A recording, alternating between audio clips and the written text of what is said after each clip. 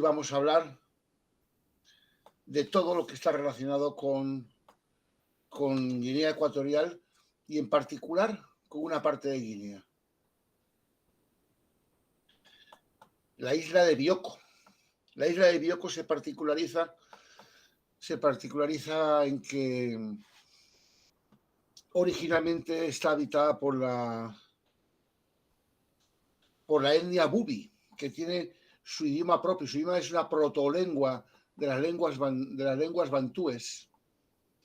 Y la función que ejerció Nebrija para la lengua española la ha ejercido el señor Justo Borecchia, dándole una gramática, editando diccionarios, escribiendo poesías, y es miembro de la Real Academia de la Lengua Española. Y bueno, pues para mí es un orgullo tenerle, don Justo. Buenas tardes, Alberto.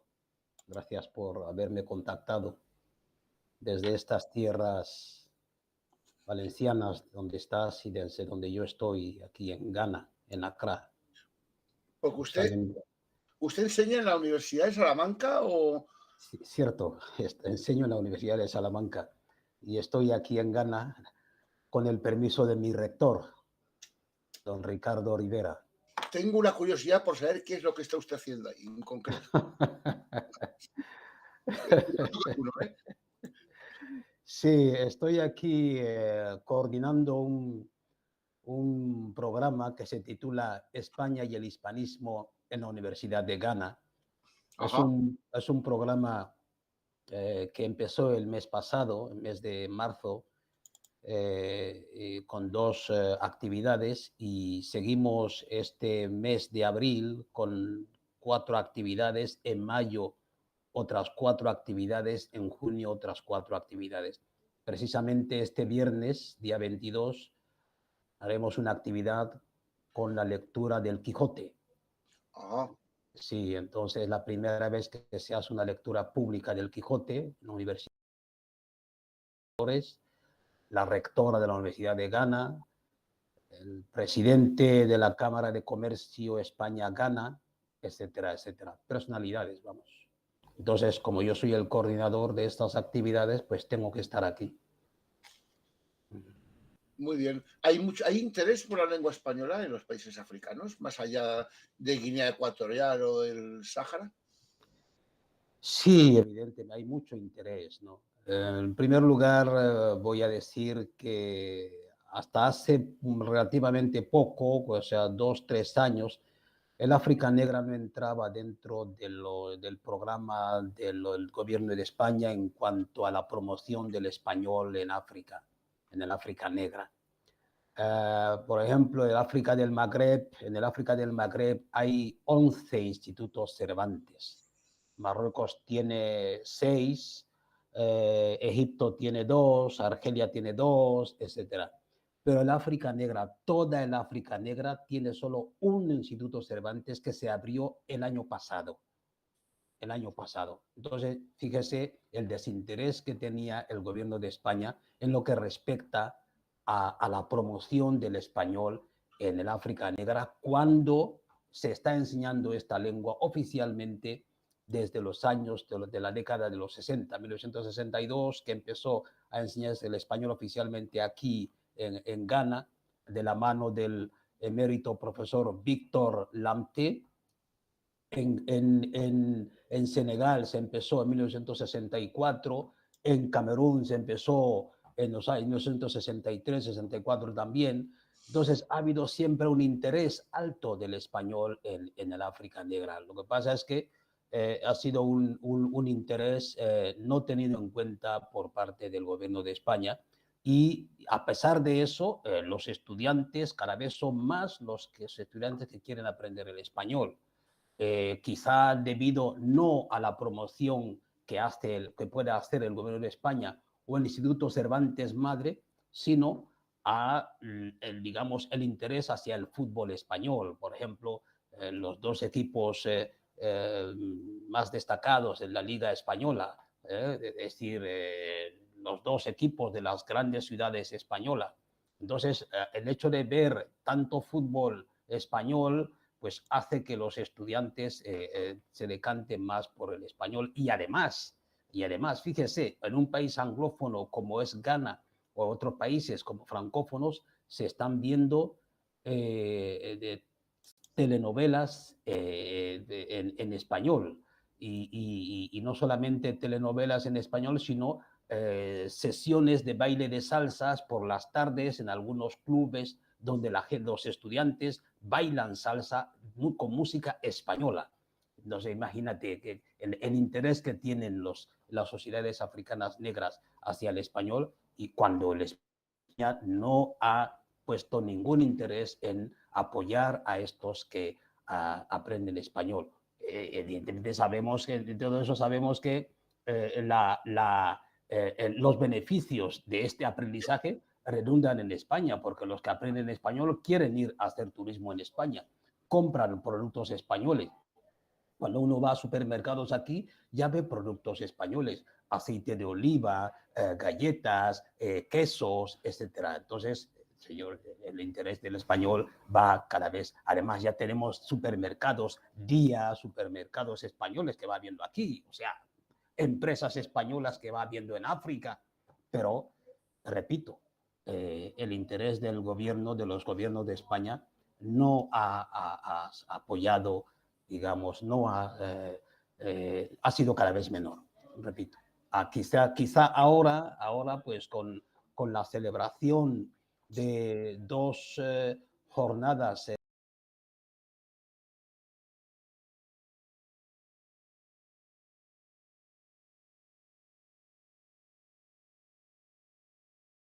el Instituto Cervantes, los ministerios de Educación y Cultura muestren interés, no lo sé, pero yo puedo decir que el interés no viene por parte de España, sino viene por parte de los mismos estudiantes, la misma sociedad española, digo, africana negra, que se ha manifestado su interés en la salsa, en las telenovelas, en el fútbol español, etc. Entonces, podríamos decir muchísimo, pero espero que no se ofendan los que me escuchen, ¿no? Que estén en el gobierno y sepan que el gobierno no ha mirado al África negra. Entonces, podemos, fíjate, te he hablado de 6 institutos Cervantes en Marruecos, y solo uno en el África negra. Entonces es un abandono tremendo. Y el único que se ha abierto en África negra se ha abierto en Dakar, Senegal, el año pasado, cuando en toda África hay más de 1 millón de estudiantes de español y cada vez va en aumento. Más de 1 millón. ¿Pero quiere usted decirme que en Guinea Ecuatorial no hay Instituto Cervantes? No. En Guinea Ecuatorial no puede haber Instituto Cervantes porque el país tiene el español como lengua oficial. Entonces, el Instituto Cervantes siempre está en aquellos países que no tienen el español como lengua oficial. En Guinea puede haber un centro cultural español, que hay 2, pero no puede haber un Instituto Cervantes. Porque si hubiese un Instituto Cervantes en Guinea, tendrían que ponerlos también en Bolivia, en Perú, en Chile, en México, en Guatemala, etc. Ya entiendo. Eso es. Hay una academia, como en esos otros países que le he nombrado, hay academia de la lengua española, como las hay en Bolivia, en Perú, Chile, Ecuador, etc. Pero el Instituto Cervantes no. Muy curioso, es muy curioso. Lo que más me choca es que cosas de apariencia tan frívola sean el revulsivo que motiva a la gente a estudiar el español. Esto me recuerda a los rumanos. Los rumanos llegaban a España y venían ya sabiendo el español, o venían y en 2 días se cogían, ya prácticamente no se les notaba ni que eran rumanos. Y la explicación que me daban era que todo era gracias a las telenovelas venezolanas. Exactamente. Es lo que le estoy diciendo aquí, las telenovelas. O sea, ves una cantidad de telenovelas. Lo que pasa es que, hombre, los vendedores de esas telenovelas se han dado cuenta de una cosa. Al haber mucha población que no entiende el inglés y que no entiende tampoco el español, lo que han hecho es doblar las telenovelas a las lenguas locales. Entonces ves que de repente los actores y actrices de las telenovelas que son venezolanos, mexicanos, etcétera, blancos, ves cómo se ponen a hablar el chui, se ponen a hablar el wondú, se ponen a hablar el ga. Entonces suena raro en la mente de un africano que un blanco se ponga a hablar el chui, el ga, etcétera. Muy raro. Entonces cuando yo lo vi, digo, ¿pero qué es esto? Pero claro, los vendedores de telenovelas y los compradores quieren es que suba su mercado y al querer eso, pues pagan para que se doblen las telenovelas a las lenguas locales y así pueden tener más éxito, ¿no? Sí. Qué curioso. El mismo fenómeno, un fenómeno similar, se dio en Finlandia, que gracias a una serie de televisión española, bueno, una serie española de televisión, no sé quién la produjo, una serie que era muy graciosa, que creo que era Esta casa es una ruina o algo así. Gustó tanto en Finlandia que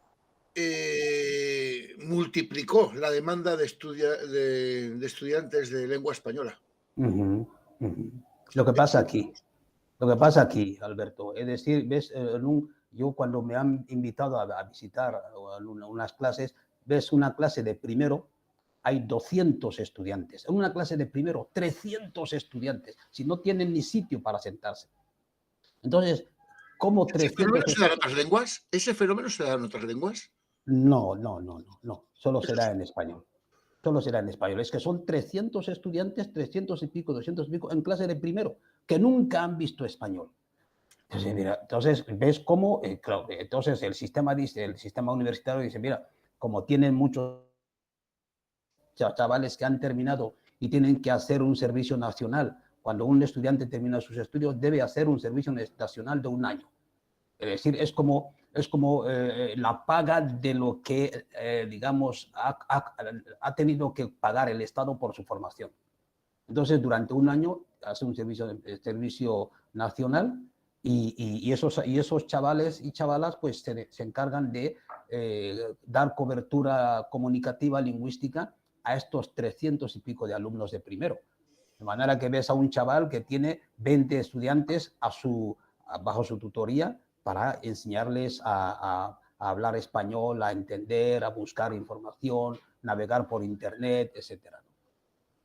Es muy, muy curioso. Muy, muy curioso. La verdad que me está usted haciendo ver que en España hemos perdido un tren en el cual los anglosajones nos lleva una gran ventaja. Hombre, Es el tren de la comunicación. Hombre, Alberto, no se nos ha ocurrido hacer un Hollywood. Tener un Hollywood en España no lo hemos pensado. No. Te estoy diciendo, Alberto, una cuestión. Mira, por ejemplo, yo estoy en Ghana. He estado en Kumasi, la segunda ciudad más grande de Ghana, en Kumasi. Y te estoy diciendo que a la gente en Kumasi está reclamando que haya institutos bilingües español-inglés. Fíjate. Institutos bilingües. Es decir, el monarca de la zona dice, yo os doy la vivienda, pero ponerme un instituto bilingüe, porque ya tengo institutos bilingües francés, inglés, ya tengo institutos bilingües, quiero un instituto bilingüe español-inglés, para que mis estudiantes puedan salir. ¿Por qué? Porque, vamos a ver, ¿cuántos, lo acabas de decir al principio de tu programa, 600 millones de hablantes. ¿Cuántos millones de hablantes hay francófonos? ¿200? Como mucho. Entonces, imagínate cuánto dinero es, 600 o 1 millón de estudiantes de español, Alberto, en África. Cada estudiante compra un libro. Pero hay un matiz de esos 600 millones que no lo tienen las otras lenguas. El inglés tendrá 1.000 millones, pero no son 1.000 millones de lengua materna. No. Nosotros somos hablantes de lengua materna. Sí. Yo le preguntaba, porque a mí me extrañaba que en Guinea, por ejemplo, la lengua española fue una lengua materna. Yo me esperaba que la gente hablara, pues, sus lenguas personales, lenguas locales, de manera materna y que el español luego lo estudian. Pero no, ahí lo aprenden directamente de la madre. Sí. Y lo es, así es. Entonces los demás países, tú imagínate, Alberto, Si Francia tuviese 600 millones de hablantes, dominaría el mundo. Porque eso es mucho dinero, mucha influencia, mucho prestigio en el mundo empresarial, el mundo tecnológico, etc. Pero España, colaborando con todos los países hispanos, 600 millones, todavía no veo digamos, el peso. Y debería ser. Lo que me duele son los 120 millones de habitantes que hemos dejado, de hispanohablantes que hemos dejado perder en Filipinas. Sí, perdidos, ¿eh? Perdidos totalmente. Totalmente, bueno, perdidos fue un genocidio, no sé si sabes que los exterminaron, los norteamericanos y los japoneses. Ya. Y ahora se están quejando de lo que Rusia está haciendo. Ay, es que ahí tienen todos culpa. Ahí tienen todos culpa. Unos por cizañar, que son los norteamericanos, y el otro por invadir. Es que el que agrede es culpable de hecho.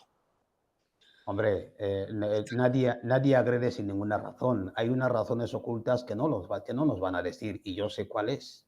Son el petróleo. Son el petróleo. No, en Ucrania es el litio. Es el litio. Al igual que hay litio en Argentina, hay litio en Bolivia y tal, Ucrania es el litio. Entonces, la zona que más litio tiene es la zona más invadida. Eso no lo sabía yo. Eso no lo sabía yo. Sí, hombre. La zona que más litio es donde ahora está centrado el ejército ruso para bombardear, para coger esa zona y controlar la producción de litio. O sea, no es solamente un gasoducto. No. Un oleoducto. No. ¿Y no crees que pueda suceder algo parecido en el norte de África y sur de España? Porque están los mismos ingredientes. Está el litio que dicen que hay sí, en el fondo del mar. España no tiene padrinos. España no puede hacer eso porque no tiene padrinos.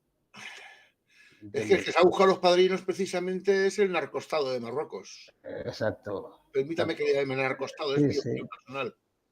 España no tiene padrinos, no puede hacer nada. Bueno, mira, lo intentó aquella vez con el perejil y tal, ¿te acuerdas? Lo intentó un poquito y tal. A un islote se tuvo que buscar el respaldo de Estados Unidos. Exactamente. Entonces, pero a España no puede. Hombre, los españoles estamos interesados en meternos en guerras, ¿eh? Pero tampoco nos gusta que nos chulen. Es un poco todo. Y luego tenemos el peor gobierno que podemos tener en las peores circunstancias. Eso ya es mi opinión personal. También es mi opinión personal. O sea, yo me preguntaban hoy, dice, ¿qué tal España? Y yo dije, mira, España está rara, está muy rara. Es decir, la pandemia, la guerra de Ucrania, digamos, el levantamiento de las prohibiciones de llevar mascarilla en los interiores, que si no se sabe si se van a volver a utilizar en los interiores, en autobuses. Digo, España está enrarecida. Y el gobierno que no sé qué de Vox, que forma parte del gobierno de la Junta de Castilla y León, digo, todo eso ha enredecido el contexto español. O sea, digo, no es antes, la gente ya parece que hay una dejación, un rendimiento, es decir, mira, vamos a rendirnos ya, una rendición, vamos a rendirnos ya porque esto no es así. Entonces, esto forma parte de nuestro temperamento, el rendirnos fácilmente. Sí, no es así, pero sí. Y yo porque lo siento es por los 250.000 saharauis que van a caer en una dictadura, una tiranía despótica. Y van a desaparecer como pueblo, es que van a desaparecer como pueblo. Van a acabar fagocitados por Marruecos. Sí. Y a su pesar. Sí. Y eso va a seguir costando sangre. Sí, así es. Así es, Alberto. O sea, mira, a mí ya me lo dijeron ese tiempo. Quien tiene padrino se bautiza, majo. Si no tienes padrino, desapareces y punto. Y no pasa absolutamente nada. Absolutamente. O sea, te machacan, te tiran y pasan absolutamente nada. Después vienen las empresas a construir lo que se ha destruido y punto. Y además pagas. Sí, No me hace ninguna gracia, la verdad. sí. Pero bueno, sigamos hablando del español, que es hablar de lo que estamos haciendo. Si hablar del español en África es hablar de España en África. Bueno, yo estoy observando una cosa. Y un fenómeno que he observado el último año, los últimos 2 años. Y es que 550 millones de españoles se han dado cuenta de que Guinea Ecuatorial existe, que ni lo sabían. Y está despertando un interés enorme en América. Sí. Sí. Porque hay que ver, porque parece mentira lo mucho que hermana la lengua. Lo mucho que hermana la lengua. Sí. Sí. Yo lo he podido vivir en Estados Unidos y lo estoy viviendo por las redes sencillamente porque una chica se ha puesto a hacer vídeos, una chica de Guinea, vídeos irrelevantes y tal, que cuenta cosas curiosas, y mexicanos, argentinos, ecuatorianos, colombianos se han vuelto locos de ver que hay un país en África que también es hispanoparlante, que tenemos en común no solo la lengua, porque es que la lengua para mí atrae más cosas, atrae la manera de sentir y de pensar. Yo me di cuenta que la lengua es más que un medio de comunicación cuando observé que la manera que tenían en Estados Unidos de pedir las cosas. Que no es en Estados Unidos, son los anglosajones en general. Sí. Ellos tienen un sentimiento por la propiedad privada muy superior al que tenemos nosotros. Un sentimiento de respeto por la propiedad privada. De manera que tú vas a un bar y tú pides una cerveza. Oye, ponme una cerveza. Y ya está, ya se ha acabado. Eso para un anglosajón sería muy grosero. Un anglosajón, un anglosajón para pedirte una cerveza te dice, ¿podría yo tener una cerveza? Pero sí. La cerveza es del camarero. El camarero la puede si quiere. Sí. Entonces, fíjate lo diferente que es pedirlo de una manera a pedirlo de otra. Pero eso denota cuáles son los sentimientos y cómo es la escala de valores de una civilización. Cierto. Eso es lo que yo he observado. Y entonces, pues lo observo igualmente con Guinea, porque suponiendo, fíjate lo diferentes que somos y lo mucho que nos iguala. Sí. El hecho de hablar el mismo idioma. Porque si tenemos las mismas, si miráis escalas de valores y si miráis maneras de pensar.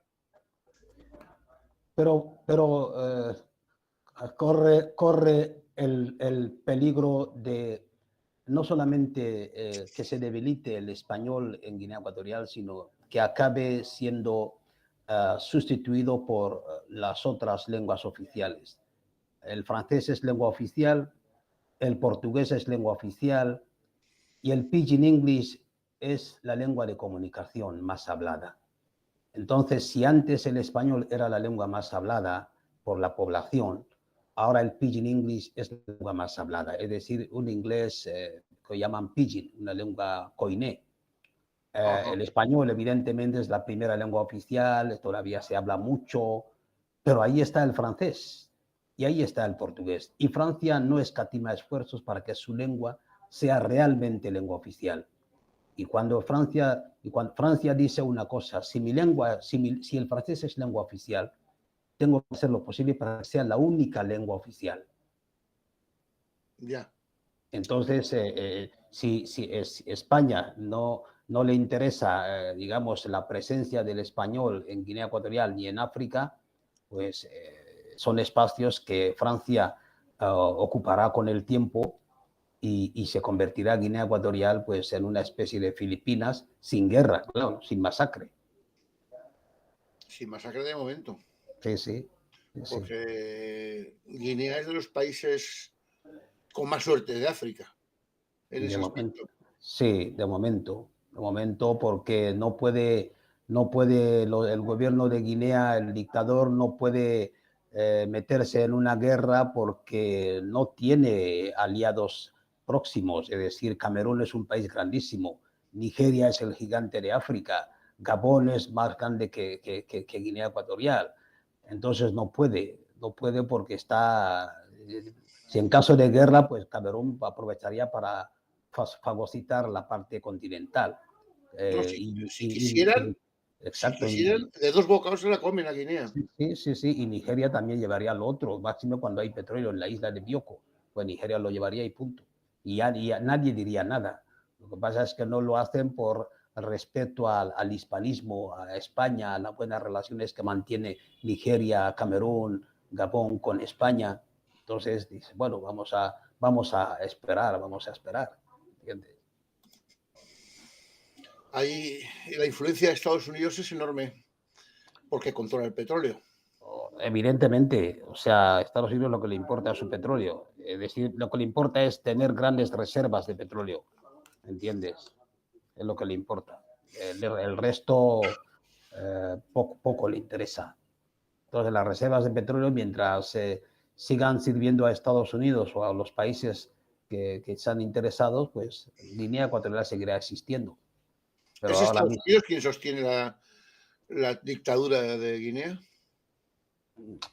no podemos decir exactamente eso. Es decir, antes de que Guinea Ecuatorial se descubriera el petróleo en Guinea Ecuatorial, ya había países que sostenían la dictadura. Imagínate, España daba 2.000 millones de pesetas oficialmente al gobierno de Guinea Ecuatorial. Entonces, imagínate, aparte de España, pues Francia repartía la gasolina a través de su empresa Total, ¿me entiendes? O sea, es una cosa que está allí. Aparte de eso, ya entró Estados Unidos cuando apareció el petróleo. ¿Me explico? Entonces, en este grupo de países que apoyan la dictadura, pues está España, Francia, China, Rusia, Estados Unidos, etcétera, ¿no? ¿Entiendes? Según tengo entendido yo, España está distanciada del régimen de Obiang. España, ¿qué es España? La España del gobierno o la España de la población civil? Porque sabemos que la España del gobierno, sabemos que pasean por allí el señor José Bono, Miguel Ángel Moratinos, Ábalos, etcétera, etcétera. Entonces, mientras paseen por allí, aunque ¿A ya qué no estén, van? ¿A claro, qué entonces van? exactamente, ¿no? O sea, yo no creo que vayan a mi finca a plantar ñame o yuca, no, ¿entiendes? O sea, y además siempre que van al palacio a charlar con el régimen colombiano, etcétera. ¿eh? O sea, en ese sentido, podemos decir que el apoyo de España en ese sentido oficial existe, ¿entiendes? Existe, ¿entiendes? ¿Entiendes? Así es. Seguimos. Uh Muy bien. -huh. ¿Y cómo es la isla de Bioko? Isla de Bioko. Socialmente. ¿Cómo Sí, respira la gente allí? hombre, depende de la gente. Depende de la gente ¿Es de la que cierto esté. que los bubis no quieren independizarse de España? Claro que no. No queríamos independizarnos de España. No es que no quisiéramos, no queríamos que nos unieran con la parte continental. No lo queríamos porque ya sabíamos qué es lo que iba a pasar. Y nuestros representantes entonces se lo dijeron al gobierno de España. No queremos que nos unáis con esa gente. Preferimos seguir siendo, digamos, una provincia española. Pero claro, los intereses de algunas personas del gobierno de España de entonces, con el general Franco, miraban por otro lado. Entonces consideró la independencia a pesar de la negación de los bubis este es el resultado. ¿Están discriminados los bubis respecto a los otros? Totalmente, totalmente. Es decir, mira, en un en un ejército, por ejemplo, de un ejército de 70 generales, hay un bubi. En un gobierno de 70, 80 miembros, hay 2 bubis. Muchos generales para un país de 1 millón de habitantes, ¿no? Hombre, los generales, yo los llamo los uniformados. O sea, esta gente seguro que no ha corrido ni los 100 metros lisos para hacer el servicio militar. Pero claro, son amiguetes y les ascienden a general, a coronel y tal. ¿Entiendes? Pero que en caso de guerra, pues no harían absolutamente nada. A lo mejor se quitarían hasta el uniforme, ¿no? Para poder salvar su pellejo. Entonces, hay una discriminación tremenda. Hay barreras militares, por ejemplo, por todas partes. Para recorrer 20 kilómetros hay 3 barreras militares. A la entrada de cada poblado bubi hay un campamento militar, que es la estructura que dejó la colonización española. Todavía se mantiene.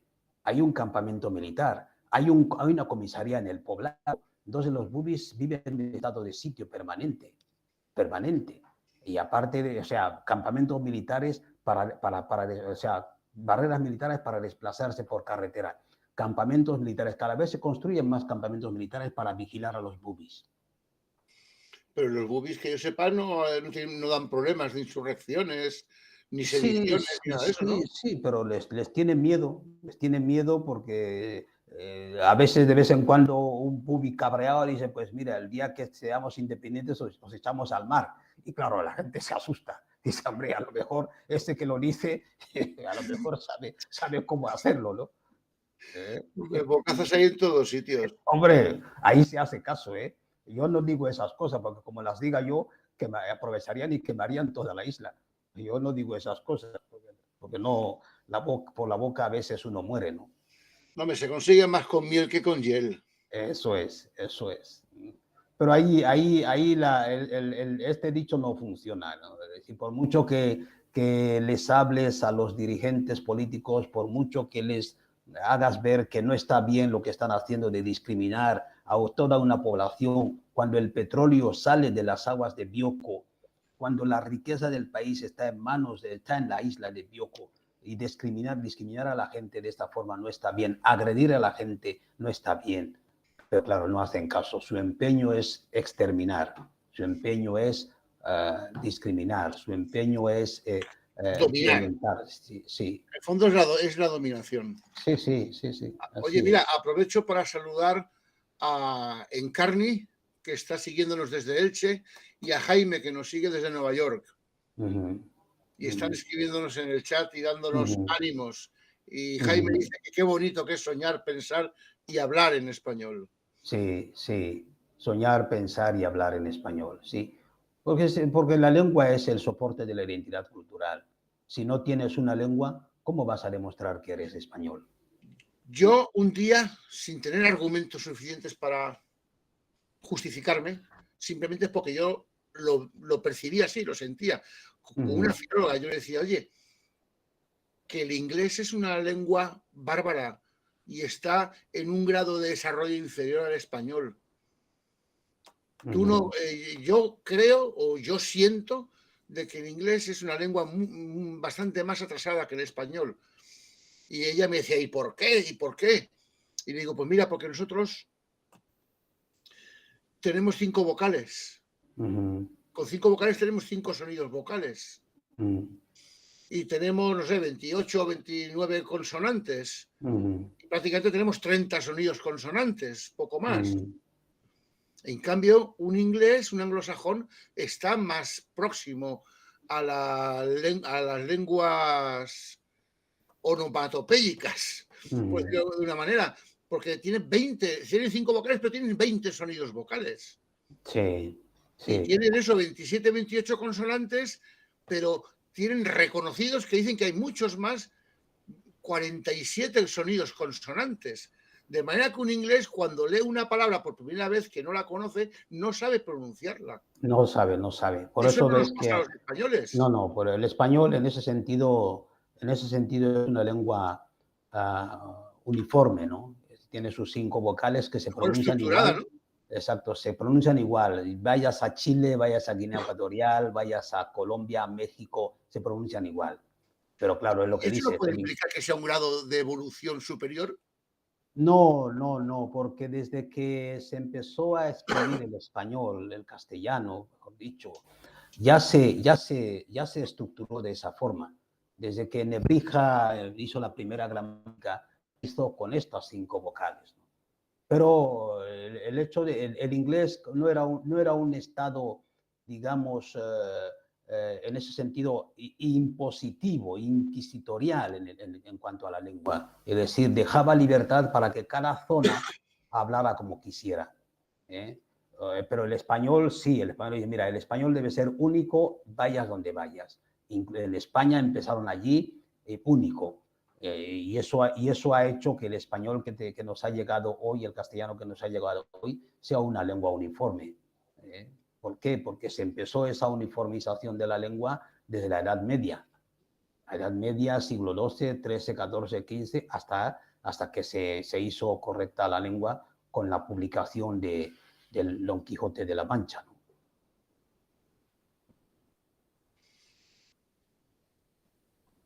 Es una riqueza enorme la que tenemos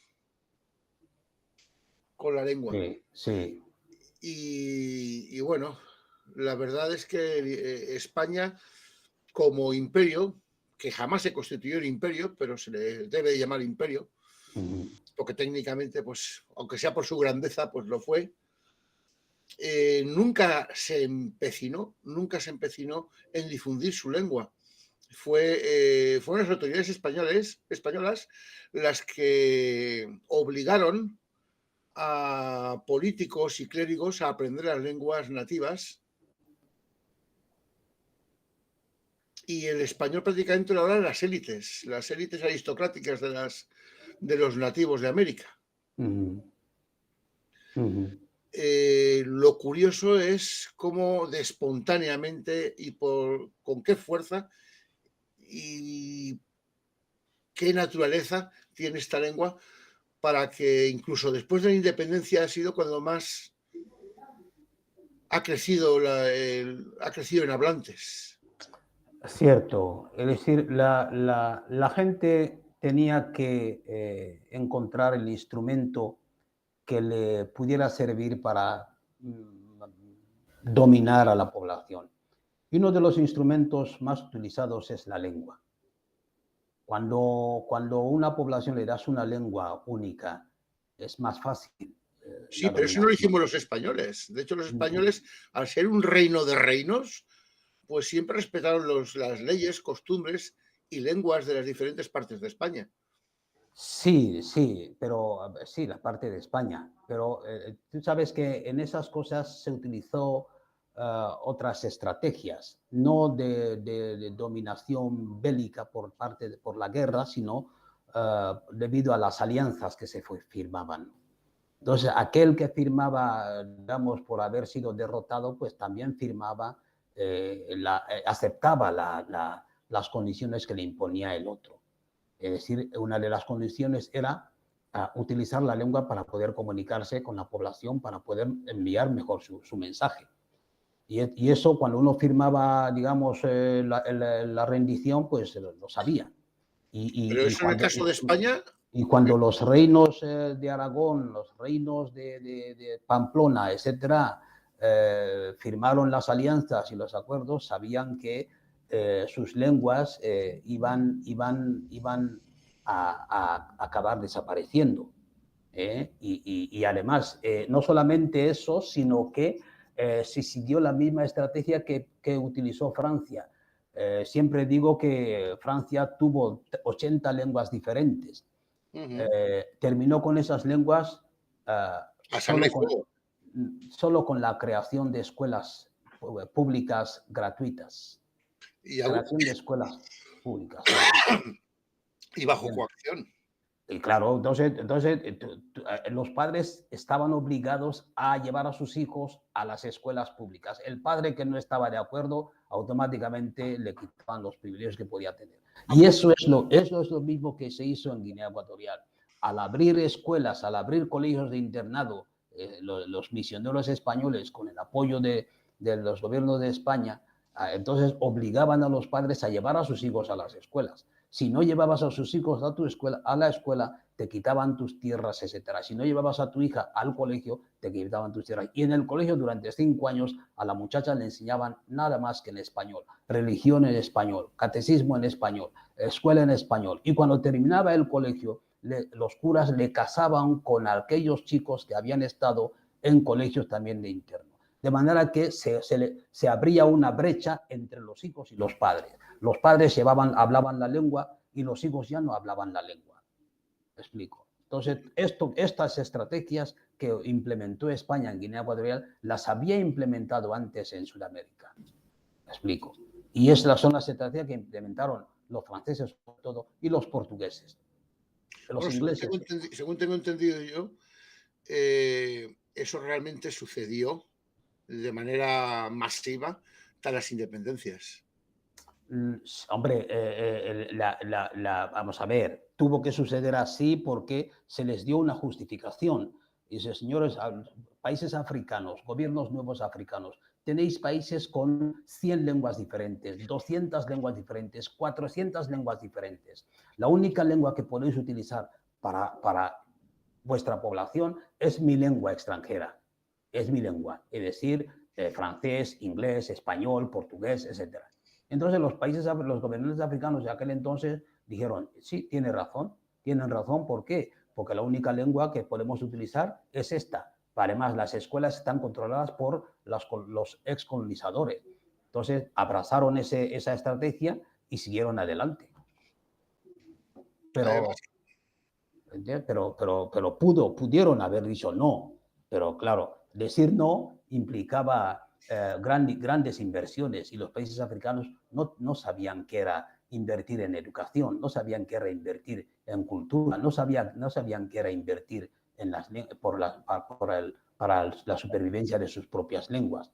Ahora lo están intentando, evidentemente, pero el peso de las lenguas oficiales extranjeras en África es enorme.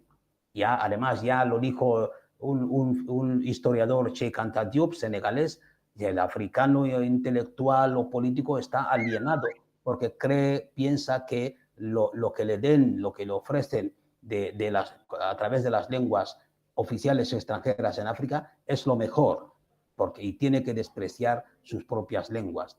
Y eso es lo que estamos viviendo hoy día.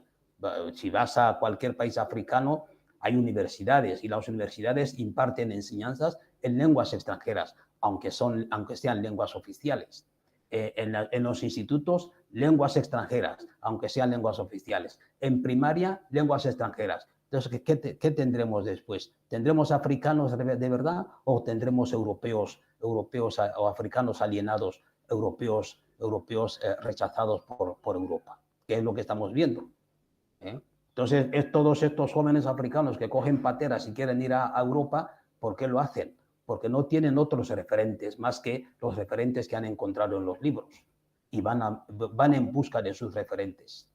Y claro, cuando llegan a Europa, dicen, no, vosotros no. Aunque habléis francés, aunque habléis inglés, aunque habléis español, aunque habléis portugués, no sois de nosotros, sois extranjeros. Así es. Ese es uno de los problemas. Aunque yo creo que lo que más se critica en España, y yo lo creo, que un atractivo es que llegarás a España y serás subsidiado. Y esa expectativa de llegar a España y tener solucionados ciertos problemas que en tu país no vas a tener, hace que mucha gente se arriesgue. Tire la patera. Sí, mira, Alberto, no es una cuestión de ahora, refiriéndonos a España sobre todo. En el año 2002, creo, se publicó, salió en la prensa, salió en la televisión, el siguiente artículo, el siguiente mensaje. Decía así: de aquí al año 2050, España necesitará 12 millones de inmigrantes para mantener su estatus económico. 12 millones, de 2002 al 2050. Entonces, esto se divulgó, esto se publicó en la prensa. Si uno va a Google y pone eso, y lo va a ver. Entonces, los traficantes de seres humanos vieron enseguida, ¿no? su agosto, de mira, vamos a seguir. Entonces, ese mensaje llegó a países africanos, la gente lo vio y dice, vamos a Europa, vamos a España, porque necesitarán 12 millones de inmigrantes. Y recuerdo cuando trabajaban, cuando hacían la M30, cuando soterraban la M30 en Madrid, la cantidad de africanos que trabajaban allí, una cantidad tremenda. ¿Me explico? ¿Por qué? Porque esta noticia era todavía reciente. Y aunque hayan pasado, digamos, 20 años, 20 y tantos años de esta noticia, sigue estando presente. Porque se sigue diciendo que la sociedad en España es una sociedad envejecida, que no hay hijos, que las mujeres ya no tienen hijos, como máximo cada mujer tiene un hijo y una pierna. Entonces, entonces lo que hay que hacer es traer inmigrantes. Por eso, pero fíjate, la guerra de Ucrania, pensando en eso, Alberto, hombre, es traer inmigrantes. Todos estos que se están desplazando, que se van repartiendo por los países europeos, ya no van a volver a Ucrania. Entonces, esa gente llegará y tendrá hijos y tal, por lo menos el índice de desarrollo humano demográfico se estabilizará o subirá un poco. O sea, es una cuestión, yo podría decir, incluso pensada, programada. Ahí es donde quería llegar yo. Yo tengo la sensación de que esto es una estrategia o un plan. Claro. Que le interesa a alguien. Claro. Mira, hay unas organizaciones en este mundo, la población normal no las conoce. Yo conozco, he leído bastante sobre una organización llamada Bilderberg. Exactamente. Bilderberg. Entonces, cuando uno lee todo eso, se lleva las manos a la cabeza. Dios mío, ¿qué es esto?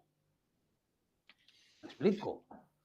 Pero, o los rosacrucistas o los no sé qué, la gente se creen que son los dueños del universo. Entonces, es que, no sé, a ver, hay mucha gente que tiene la sensación de que es una manera de destruir la idiosincrasia, la cultura y la Europa tal y como la conocemos. claro, claro, ya se Y hay acabó. mucha gente que siente que es una destrucción, porque yo te digo una cosa, hay un choque cultural enorme. Y algunas culturas son totalmente incompatibles con la cultura europea. Y eso, tarde o temprano, tiene que traernos un choque. Y yo creo que cuando una cultura expansiva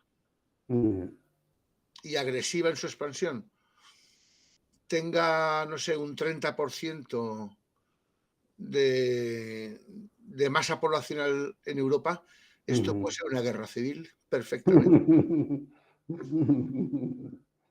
¿Sabes por dónde voy? El ejemplo lo tienes con la etnia de los Iboks en Nigeria, que los matan como conejos. Ahora, sí, ahora, sí. Ahora y antes, acuérdate de la guerra de Biafra, sí, de Biafra. Sí, de Biafra. Los matan y por una... Es que esto Por es ser un tema... cristianos, ¿eh? Es un tema muy delicado, de verdad. O sea, a veces uno piensa, ¿cómo es posible que se tenga que estar haciendo esto? ¿Entiendes? El tema de los ibos, pobre gente, es que me recuerda mucho al tema de los boobies. ¿Entiendes? O Sí, pero sea, yo creo que los fans son bastante más civilizados. no saben hacerlo. No saben hacerlo. Porque los fans, si Yo creo supieran... que no tienen la maldad que tienen cierta parte de la población de Guinea. Vamos a ver, si los fans supieran hacerlo, ¿Lo harían? Lo harían, sí. ¿Tú crees que exterminarían a los bubis? ¿A los bubis? Porque ¿Y están las tudemias? vigilados. Sí, porque mira, hay un exterminio que se produce de forma directa, ¿vale? Con violencia, pero hay otro exterminio, hay un genocidio que es un genocidio subrepticio, ¿no?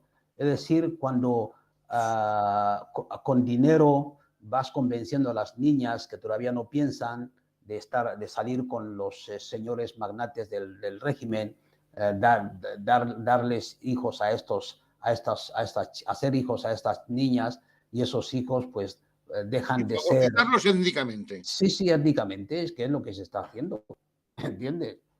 Lo que se está haciendo. Y claro, al fagocitarles étnicamente, se debilita la lengua muchísimo, la cultura muchísimo, y esto es lo que ha hecho que ahora, hoy día, pues los bubis que estamos, pues hayamos pensado en, digamos, no, no, revitalizar nuestra lengua bubi, cultura bubi, premiando a aquellas personas que luchan por que el bubi no desaparezca. Y somos la única etnia en Guinea Ecuatorial que lucha por eso, por su propia lengua. ¿Sí? Sí, la única. Entonces premiamos. No, no, no. Los Ndowén no, ni los Ndowén ni los aragoneses. Los bubis llevamos haciéndolo desde el año 2014 y premiando a aquellos bubis, músicos, maestras, etcétera, que hacen algo por la salvaguarda de la lengua. ¿Entiendes? Hombre, O la sea, lengua es un tesoro que no hay que perder. nosotros ya hace tiempo propuse al gobierno la enseñanza de las lenguas autóctonas en las escuelas, pero no aceptó el proyecto. Incluso cuando la Real Academia me dijo que fuese allí a colaborar con la academia de allí para ver si podía llevar a cabo proyectos, lo propuse otra vez. Mira, aparte del español, también podemos, digamos, fortalecer la enseñanza y aprendizaje de las lenguas autóctonas del país. Y la Academia Ecuatoguineana de la Lengua pues me echó de la academia de allí. Me echó porque no estaban de acuerdo con lo que yo proponía, y había el artículo decía, el académico es vitalicio, al igual que no pueden echarme de la Academia Española, no podían echarme de la Academia Guineana, pero las cosas en Guinea Ecuatorial suceden. Van de otra manera. Eso es. Van de otra manera. Entonces nosotros, cuando hay ese genocidio programado, subrepticio, es la muerte de la lengua, la muerte Un de la genocidio cultura. cultural. Un genocidio Exactamente. cultural. Y lo están haciendo, ¿entiendes? Por eso los jóvenes fan les están ansiosos por juntarse con chicas boobies. Entonces es una programación, porque antiguamente los boobies hasta ahora se resisten a relacionarse con chicas fan, pero los chicos fan están desesperados por relacionarse con chicas boobies. ¿Por qué? Porque sus mayores les habrán dicho, mira, si no queréis que nos echen, pues hacer hijos con esta gente. ¿En la isla también son mayoría los fans? Y sí, claro, son mayoría en todo. Son mayoría en todo. Es decir, son mayoría en numérica, ¿eh? Es decir, evidentemente los bubis somos los dueños de la isla, somos, en el sentido, tenemos una mayoría porque somos de la isla, pero en número no. El número no, porque cada vez que va un barco a Río Muni, se llena. Se llena. Se llena y viene. Sí, sí, se llena. Lo intentó. La táctica de la patera también la Sí, sí. hacen valer allí. Sí, sí, lo que hacen, por ejemplo, ya van a Nobón, y los militares que hay en Nobón, que no llevan a sus mujeres, ¿con quienes se acuestan? Con las anobonesas, para hacer hijos. ¿Entiendes? O sea, pero bueno. Madre mía. Sí, ¿Cómo están las cosas de sí, complicadas? sí. Yo creo que te quedan 10 minutos para que te cierren la universidad. Sí, sí, estoy pendiente, sí. No es que cierren, sino este centro, porque ya las actividades terminan, entonces al terminar las actividades, terminan a las 5 las actividades, ¿vale? Entonces a las 5 que son ahora las 6, pues ya uno dice, bueno, ya hemos esperado. Sí. Yo creo que tienen que interactuar más América con Guinea Ecuatorial. Debería. Mira, Guinea Ecuatorial no forma parte de la Sociedad General Iberoamericana. Y la Sociedad General Iberoamericana lo ha propuesto, pero Guinea no ha aceptado. Cuando digo Guinea, digo el régimen. Ya, aceptado. Entonces, dentro del mundo del hispanismo, Guinea Ecuatorial no forma parte. ¿Por qué? Porque, digamos, fíjese, Alberto, Guinea es el país oficial en cuanto a la lengua ahí en África, aquí en África. Pero hispanistas guineoecuatorianos, a lo mejor hay 2 o 3, como he dicho alguna vez. Pero hispanistas convencidos que hacen estudios de investigación, que publican libros sobre la lengua española y tal, en Camerún hay muchísimos. En Bueno, lo Ghana, que te comento que hay un movimiento que está cambiando hasta el significado de la palabra hispanista. Aunque etimológicamente significa lo que sabemos que significa, el hispanismo y los hispanistas ya son más allá que una serie de eruditos que se dedican al estudio de la cultura hispana. Siguen siendo personas que se dedican al estudio de la cultura hispana, pero van más allá, que tratamos. Yo soy hispanista, pero no bajo el paradigma tuyo, sino el paradigma espontáneo que en los últimos 20 años hemos proliferado y ahora salen hispanistas hasta debajo de las piedras. Gracias a esta tecnología hay hispanistas en todos los países. Es que no está reñido un hispanismo con otro. Una cosa es el hispanismo académico, erudito, y otra cosa es el hispanismo social. Y cada vez es más ese hispanismo. Entonces, los académicos eruditos lo que hacen es ver cómo la lengua evoluciona, cómo la lengua sigue cumpliendo las necesidades de la población. ¿Me explico? Entonces, cómo la lengua sirve como mecanismo de comunicación, de contacto, de relación cultural, de transmisión cultural, de comercio. A esta población. Te olvidas de lo más importante, ¿eh? Exacto.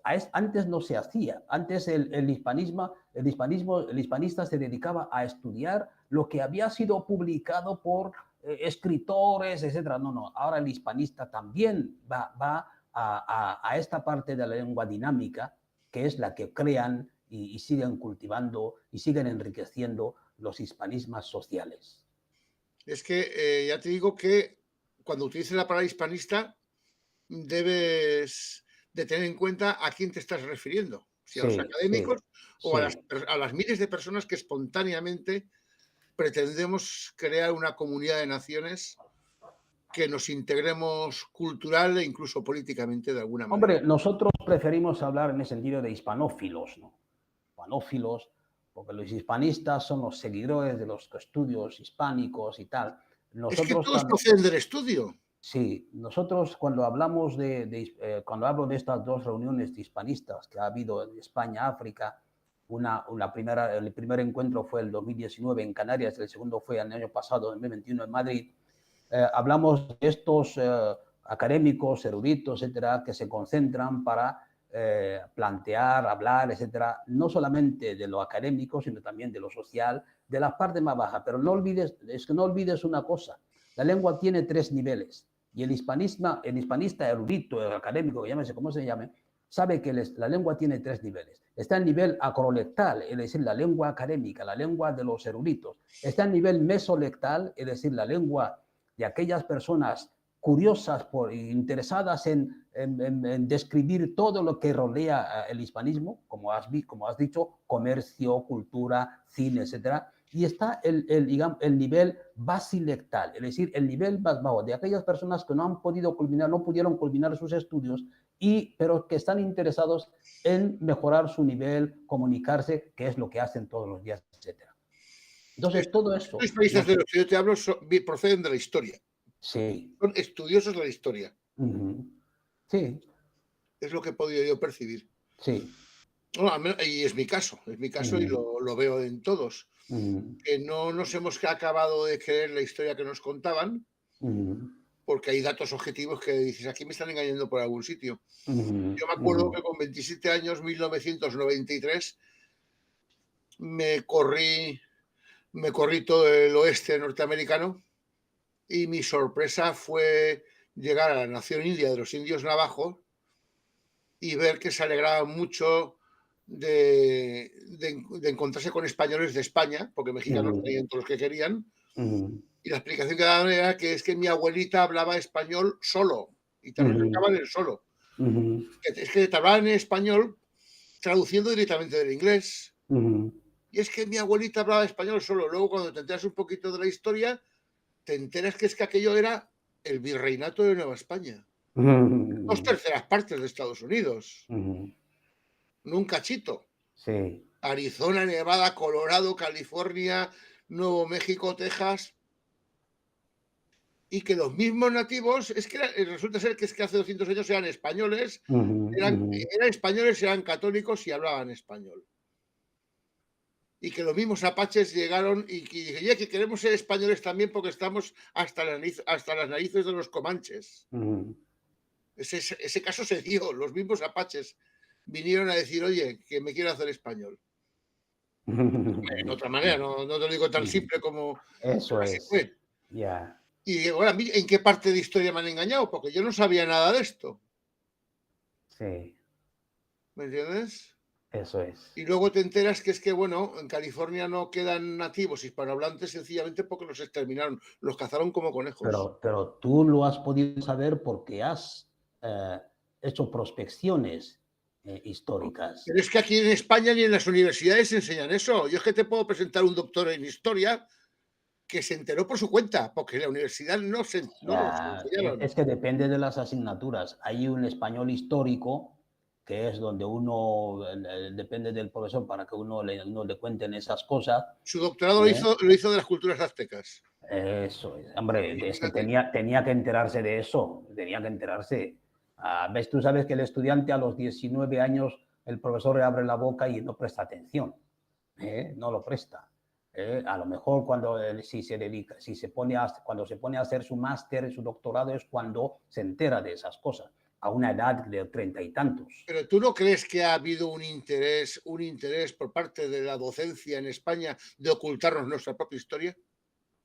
Hombre, claro, si ha sido una historia sangrienta, es como lo que está pasando ahora mismo. Hay un interés institucional de ocultar la existencia de Franco. ¿Mm? Hay un interés institucional de ocultar lo que pasó en la guerra civil, cuánta gente murió, cuántos maestros fueron asesinados. Hay un interés tremendo. Entonces, Hombre, pero no lo dirás por los que gobiernan ahora, ¿verdad? cuando habría que decir, mira, por muy sangrienta que ha sido nuestra historia, hay que darla a conocer. Y ya está, forma parte de la historia.